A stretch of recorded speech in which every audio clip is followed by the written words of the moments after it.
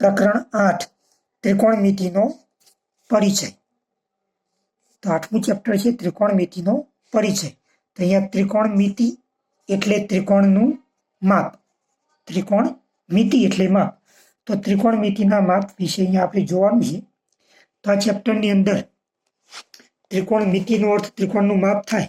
તો અહીંયા આપણે કાટકોણ ત્રિકોણની જે બાજુઓ છે એના ગુણોત્તર વિશે અભ્યાસ કરવાનું છે. કાટકોણ ત્રિકોણ આપણે જાણીએ છીએ વિદ્યાર્થી મિત્રો કે દરેક ત્રિકોણની 3 બાજુઓ હોય. જેમ કે આ કાટકોણ ત્રિકોણ એબીસી છે. તો આ 3 બાજુઓ એટલે એબી, બીસી અને એસી. તો આની અંદર આ ખૂણો બી કાટખૂણો છે.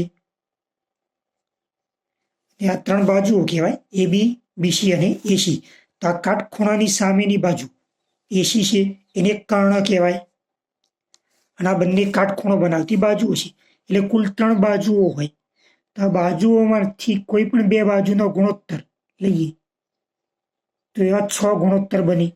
એટલે 6 ત્રિકોણમિતિય ગુણોત્તરો છે. તો એ 6 ત્રિકોણમિતિય ગુણોત્તરો આ પ્રમાણે છે. સાઇન અને સાઇન વંચાય. તો આને ટૂંકમાં આપણે SIN વડે દર્શાવીશું. તો આ એક સાઇન ત્રિકોણમિતિય ગુણોત્તર. આ થીટા છે અને થીટા વંચાય. એવી રીતે બીજો ગુણોત્તર છે કોસાઇન. તો કોસાઇન છે એને ટૂંકમાં આપણે કોસ વડે દર્શાવીશું, COS. તો એ બીજો ગુણોત્તર થયો ત્રિકોણમિતિય ગુણોત્તર કોસ. Sign, cos. ત્રીજો ત્રિકોણમિતિય ગુણોત્તર લઈએ તો ટેન્જેન્ટન્ટ છે. તો ટેન્જેન્ટન્ટ ટૂંકમાં આપણે ટેન વડે દર્શાવીશું, TAN. તો એ ત્રીજો ત્રિકોણમિતિય ગુણોત્તર લઈશું ટેન. પછી ચોથો છે કોસેકન્ટ. તો એને આપણે ટૂંકમાં કોશેક વડે દર્શાવીશું. આટલા 3 COSEC કોશેક. અને શું વંચાય? કોશેક. કોશેક વંચાય. અને પછી આટલો સેકન્ડ છે એટલે SECANT સેકન્ડ. તો એને સેકન્ડને આપણે શેક વડે દર્શાવીશું 3 અક્ષરમાં ટૂંકમાં. એટલે એને એ 5મો ત્રિકોણમિતિય ગુણોત્તર થયો શેક થીટા. અને આ કોટેન્જન્ટ છે એને ટૂંકમાં આપણે કોટ વડે દર્શાવીશું, COT. એ 6થો ત્રિકોણમિતિય ગુણોત્તર આપણો થયો કોટ થીટા. તો આ 6 આપણા ત્રિકોણમિતિય ગુણોત્તરોના નામ છે.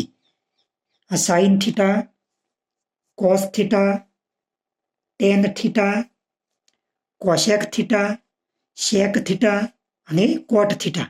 આ 6 ત્રિકોણમિતિય ગુણોત્તરો છે. એ ત્રિકોણની બાજુઓના ગુણોત્તર છે. એટલે માનો કે આ કાટકોણ ત્રિકોણ એબીસી છે એની અંદર આ ખૂણા સીનું માપ થીટા લઈએ. આ થીટા એટલે લઘુકોણનું માપ છે. આપણે જાણીએ છીએ કે કાટકોણ ત્રિકોણની અંદર એક ખૂણો કાટખૂણો હોય. આ કાટખૂણો છે 90 અંશનો. અને બાકીના 2 લઘુકોણ હોય 90 અંશ કરતાં નાના હોય. તો માનો કે આ ખૂણાનું માપ આપણે થીટા વડે દર્શાવીએ. તો આ ખૂણો સી છે એના માટે આ પાસેની બાજુ થાય ખૂણા સી માટે. આ બીસી પાસેની બાજુ કહેવાય. આ એબી સામેની બાજુ કહેવાય. અને એસી કર્ણ કહેવાય. ફરીથી એકવાર આ ખૂણો સી એટલે આ થીટાવાળું માપનું જે લીધું છે એ ખૂણો. તો આ થીટાવાળા માપના ખૂણા માટે આ એબી સામેની બાજુ થશે.